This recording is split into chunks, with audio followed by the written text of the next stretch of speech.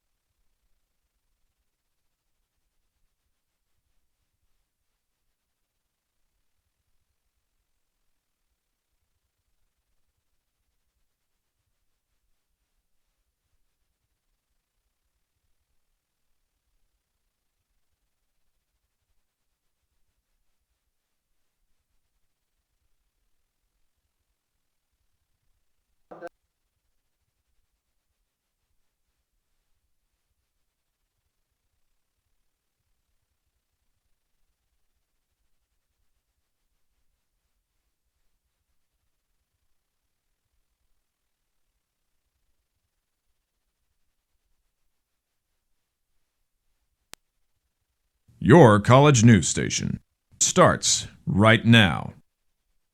Good evening, Lutz, and welcome to News at 9. I'm Devere Dudley. And I'm Natalie DeFord. Here's a look at our top stories.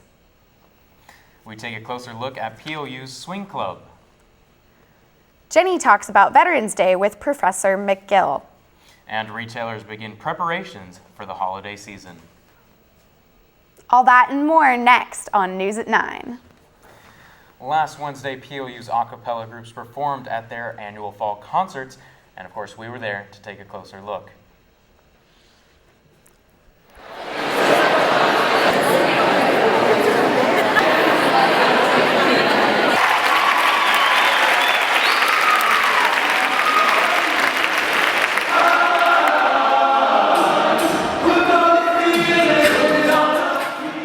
So I kind of see Plutonic as just a bunch of guys who love singing that come together and just create beautiful sounds. And it's not about performing.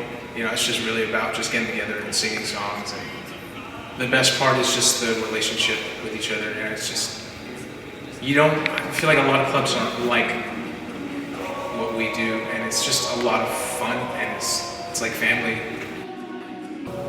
The meaning of Plutonic kind of changed for me throughout the years.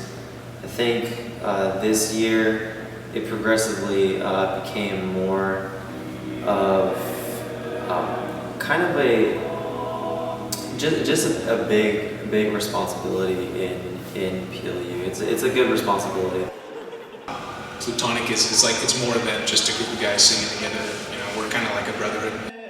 Me, harmonic means a lot.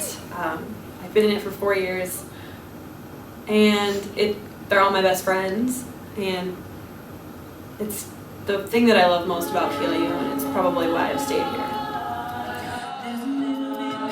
A lot of people came, and we sang really well. I'm really proud of the girls because they worked hard, and it was a great performance. It was really fun.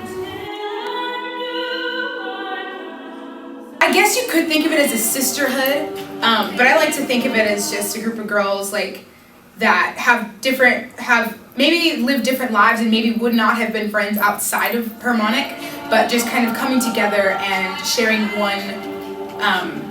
one passionate thing, which would be our love for music and our love for making our favorite pop songs and things like that musical.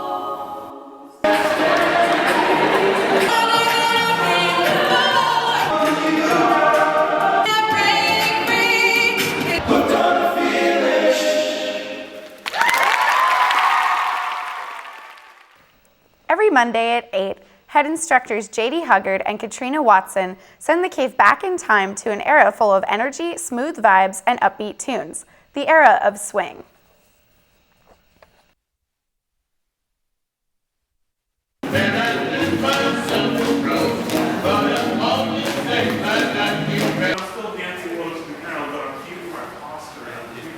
I really like the community, the people that are there. It's a really cool group of people, and the people that I get to work with, especially that are on the board and that I teach with, are really awesome too. We all just have a lot of fun together all the time. Everyone has something new to bring, or even if they are really new, you have an opportunity to help shape what they do as a dancer by being a good dancer for them. So we just really like to make everyone feel welcome regardless of dancing ability. People should join Swing Club because firstly it's a really great place to meet new friends, especially for first years and sophomores or transfer students who don't really have a community yet and a group of people that they like to hang out with. That's really good for that. It's also a really great place to learn how to dance, to continue dancing. We teach all different kinds of dance. It's not just swing, although that is our main focus. But we also do fusion, we do salsa, we do waltz, we do all different kinds of things. So if you're a dancer, it's really the place to be. We do partner rotations, so you dance with almost every person that's there. If you're a lead, you dance with almost every follow. If you're a follow, you dance with almost every lead. You meet everyone. And also, we make sure that we do enough review at the beginning of every lesson so that everyone feels included. You don't have to know any kind of swing dancing, any kind of dancing at all to come to swing club. You can start from the bare minimum. You can feel as awkward as humanly possible and still be able to become a great dancer and have a lot of fun. Home Depot released additional findings Thursday into the company's recent data breach. Hackers accessed the retailer system with a username and password they stole from a vendor. The criminals then were able to get additional rights that let them navigate portions of Home Depot's network and deploy custom-built malware. About 53 million email addresses were taken during the breach. Home Depot is offering free identity protection services and credit monitoring to customers who were impacted. Retailers and shippers are making plans to avoid last year's holiday shipping fiasco. You may remember millions of Americans didn't get their packages in time for Christmas after major weather delays around the nation. To prevent another delivery disaster, FedEx hired a team of meteorologists, along with plans to add 50,000 seasonal workers. UPS has also bolstered its capacity with modular facilities and plans to hire 95,000 temporary workers. Amazon says it's expanded its network of shipping and fulfillment centers and is adding 80,000 temporary employees. More good news from Amazon and for their Prime members. The company is extending some of the Prime perks, like free 2-day shipping, to other websites. Amazon's vice president made the announcement Tuesday at an online marketing conference. The first agreement is with All Saints, a British fashion retailer. Amazon launched its Prime membership in 2005. The annual $99 fee grants privileges such as faster shipping and access to the company's library of streaming movies and music. Stay tuned. We'll be back after this commercial break. Next up is Jenny Boots with the agenda.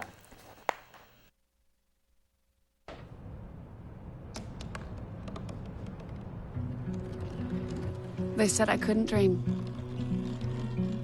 Called me a piece of trash and swore that's all I'd ever be.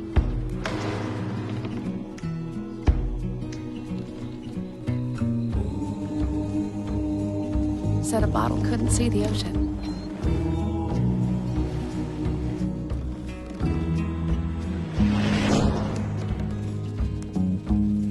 Give up. Go back to the dumpster. But I didn't listen. I made my way.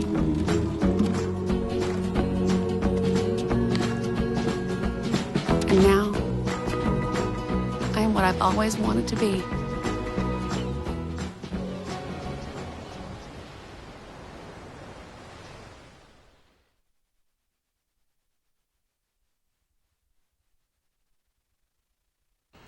Hello, Loots, and welcome to your favorite, very popular, and best variety show of your college student news station. I know you all really care. The report is in, and the majority of PLU students survived Hello Weekend 2014. 19 days until Thanksgiving break starts. The countdown begins now. The hashtag Alex from Target made its rounds through the Twitter sphere. The photo of the 16-year-old Target employee made its rounds Sunday night. He became so popular that on Monday, Ellen DeGeneres featured the 16-year-old on her show. This just proves that the internet and the tastes of middle school girls are two very unexplainable and strange things. Music artist Lorde released a new music video for her single Yellow Flicker Dream for the Hunger Games Mockingjay Part 1 soundtrack. It is a haunting, strange, artsy-fartsy, and definitely worth a watch. Something else that is worth a watch is PLU's Media Lab's documentary Waste Not, about food production. This documentary is premiering this Saturday in Tacoma at the Broadway Center for the Performing Arts. More information about this event can be found online. Additionally, Mast TV's partner in crime, The Maureens Mast, comes out tomorrow. Check out Halloween's Best Dressed, a review of Plutonic and Harmonic, and updates on, of course, the election. Today, I sat down with Associate Professor Maureen McGill to talk about her new book and work in the intuitive sciences. Maureen co-authored a book in 2010 called Live from the Other Side. It is a collection of stories of after-death contact. Her new project is called Baby It's You, Messages from Deceased Heroes. The book is about, it's similarly a collection of stories that is collected from the loved ones of deceased war veterans. Maureen spent her last sabbatical year gathering the tales of lost loves. Take a look. Hi, Maureen. Thank you for sitting down with me today. We really appreciate it. Thank you for inviting me. Yes. So tell me, how long have you been teaching here at PLU? I have been at PLU since 1977, a long time. Oh, and what do you teach? What do you do here? I teach the dance classes here at PLU. I direct the PLU Dance Ensemble, and I teach Introduction to Dance, which is a history class and the elements of dance and beginning dance. And then I also teach jazz dance technique and intermediate jazz dance technique, and I also teach modern and choreography, composition, and in the springtime and in the January term, I teach a course called Healing Arts of Mind and Body. So tell me more about this. What is Healing Arts of Mind and Body? So Healing Arts of Mind and Body is looking at alternative healing as a modality for healing. I've always believed that the awareness extends beyond the body. So we look at the electromagnetic field that surrounds the body. We do some energy-based, we study some energy-based therapies, Reiki, healing touch, and therapeutic touch. And how long have you been teaching the intuitive arts? So I've been teaching that healing arts class for about 13 years. I developed it about 13 years ago. We do yoga, breath work, meditation in the class, and really combine that balance of mind-body healing. And what triggered your interest in the intuitive arts? I just have always believed that this awareness extends beyond the body. I got so focused in dance that I felt that there was this other awareness. You know, it's that awareness when you're talking to someone at a party and you're looking at them face to face and you know somebody's looking at you from behind and you turn around and sure enough they're there. And so it's that awareness where you have eyes in your back or eyes in your spine. And what do you think the power of teaching that to college students is? When you teach this, to listen to your inner self and your inner voice. Because I think in the world it's not just about thinking, but it's about sensing and knowing something. When you go in for a job interview, sometimes it's not just how you think and how you act, but how you feel about that. What does your gut say about that job interview? How does that feel? And sometimes we get wrapped up in our head and we're not in our body, and having that intuitive knowledge can really serve us in life. Many times we have to make decisions based on our intuition and not on science or not on the knowledge, but we have to trust our gut. I don't think I should go to that party tonight, and you made a great decision. I don't think I should turn on that slippery road tonight or be close to that cliff tonight. I just think I should go the other way. That kind of intuition. And so you've written, and now you've just come out with a second book, or you've just finished writing your second book, and it's in a similar style and genre, which is these stories from, the deceased. Tell me about your second book. So the second book is called Baby It's You, Messages from Deceased Heroes. And many of the stories are soldiers in the book who have died either through war or accidents around war, stateside accidents, sometimes suicide. And the experiences that their loved ones have received, mothers of the soldiers, wives of the soldiers, and family members, and the message and how the message comes. They might sense their loved one, they might smell them, they might hear their voice, that song might come on the radio, and how could that be? So Maureen, what's next? So what's next is marketing the book now, to get a publisher for the book, to use social media. And also I collaborated with an artist in Los Angeles. His name is Jeffrey Pittle. And together we put together a beautiful video about the book where we took the songs that were their songs of these couples that were so in love. And he's taken the images, the real images from the soldiers and their families, and put it together with one of the beautiful songs in the book. So I will use that in the spring for choreography, and I'll be working on that and getting the book out and speaking about the book and collecting more messages, I hope. So interesting, Maureen. Thank you very much. Thank you for having me. I appreciate it. We've included an excerpt from Maureen's book and part of her promotional video by Jeffrey Pittle. Take a look. Till death do us not part. Familiar songs continue to play from hearts that are always connected. Pennies, feathers, heart shapes from nowhere, dreams that are waking. Your message comes in the morning, in the night, time stops. To have and to hold you from this day forward, for richer, for poor, in sickness and in health.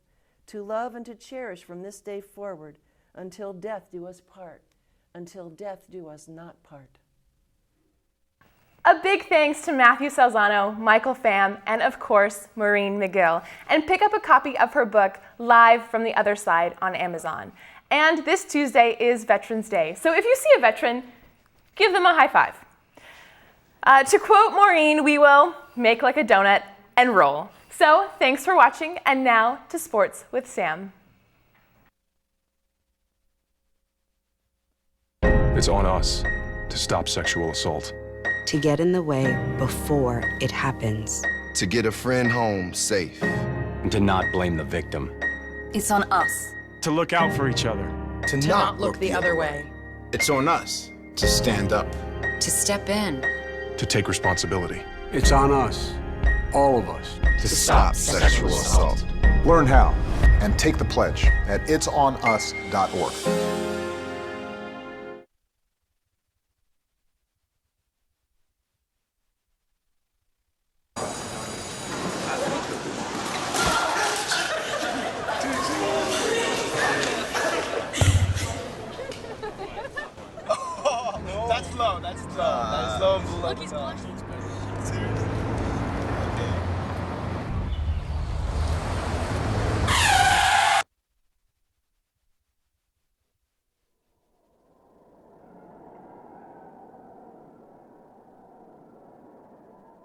Hi and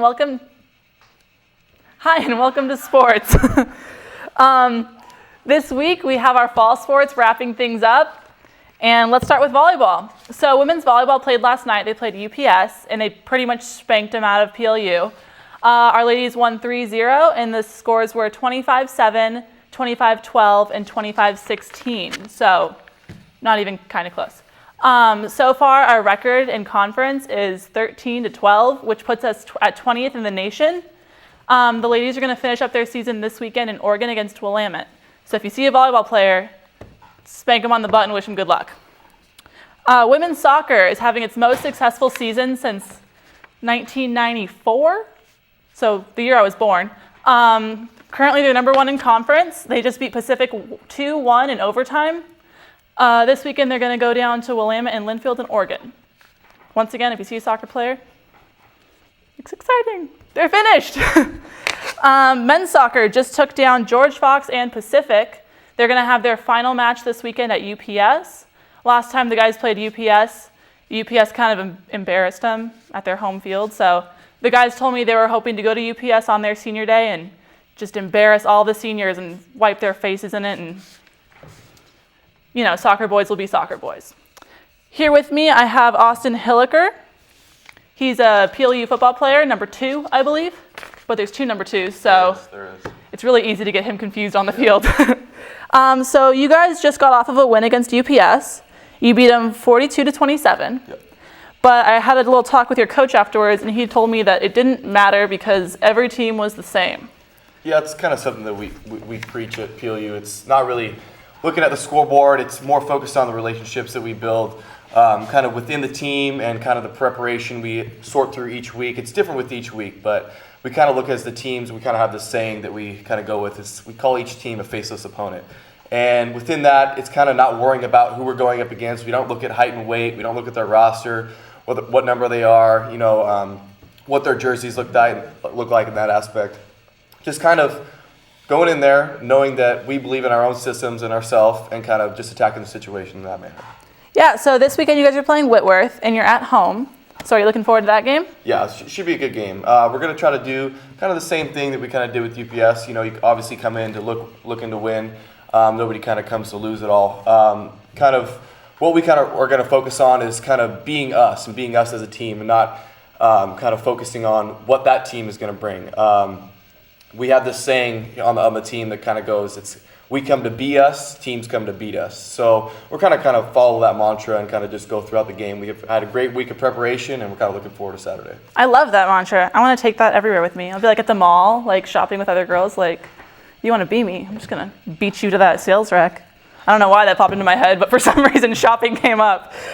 Okay, so as far as the team goes, do you have any leaders that are like pushing you guys really for this last couple weeks of competition? Yeah, I mean, within the team, we kind of automatically have generated the whole concept of having captains. Specifically right now, we have 4 captains. Greg Hibbard, our starting safety. Tavon Stevens-Brown, our starting guard. Dalton Ritchie, our starting quarterback.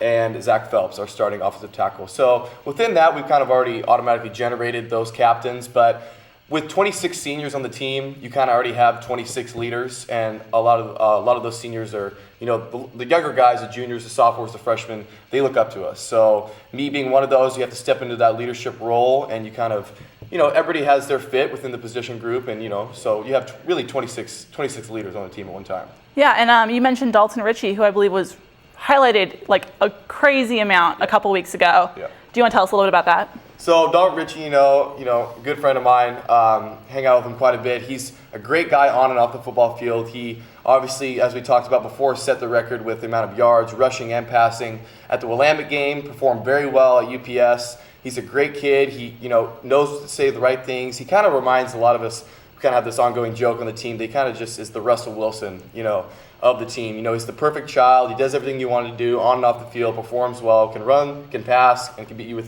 his head. He's kind of this three-headed monster we kind of talk about, so he's more of this Russell Wilson aspect in him. I love that, and he must love that. Yeah. Like, he probably thinks he's like the toughest thing. So I know you brought the email notebook with you, which I know a lot of people don't really know a whole lot about, like football, Bible-ish kind of thing. So can you share with us what's inside? So kind of with this, each player at the beginning of the season is issued this email notebook. We each have our name, number, and kind of our kind of theme for this year was Why Not Us? And it was kind of something that we kind of took from the Seahawks and their theme of being, why not us? Why can't we be the best? Why can't we, win the Super Bowl? And in our sense, why can't we win a national title in that aspect? So through the book, it's predominantly there's a lot of playbook action, who's running one route, who's blocking, who's throwing in what aspect, and how to execute those plays. But a lot of it has to do with also kind of the inner game. We call it the inner game within the team. And that kind of has the concept. We have goal-setting programs. We have an acronym for LOOTS. We have it being L, love the game, U being uncommon, T, total release, E, enjoy the trip, and S being servant warrior. So throughout the book, a lot of people think, it's just kind of going to be a playbook aspect, but there's a lot more that it has to offer. There's stories, stories that Frosty, the coach before Scott, his dad, and Scott now have kind of implemented into the program. And it kind of is a great book that we all look up to. Awesome. So when do you guys do, is there a class that I can take to become an EMAL and learn all about this notebook and get an A and show up on the field one day, or what? When do you guys go over this? In a sense, a little bit. You could be an EMAL if you wanted to be. So kind of what we kind of focus on is that every Monday we have team meetings at 6 o'clock. And within that, we kind of choose a section throughout the book, and we go through and we pick at least 2 or 3 pages out of the book. And in particular, it's usually a story that's being told or kind of an ongoing theme that our coaches kind of want to focus on throughout the week. This week, it was our theme was the Champions Manifesto, and within the Champions Manifesto, it was specifically based on what do champions do. Champions hang out with other champions. Champions act like champions. They act like they've been there before. It's kind of those kind of themes in that sense. We kind of want to focus on kind of the inner game, like I talked about, and not focusing on outside factors. We consider that the outer circle stuff. We kind of want to focus within our team, the relationships we have there, and just kind of build that off every Monday. I love that. Well, thank you for coming and talking to me. Do you have your ear pierced, by the way? I do. Both ears. Awesome. Okay. Austin Hilliker, both of his ears are pierced. Anyone wanted to know? It was a bad bet. So, fall sports are ending, and we're going to go right into our winter sports here at PLU. Our swim team is set to host Lewis and Clark and Pacific as the season opener this weekend.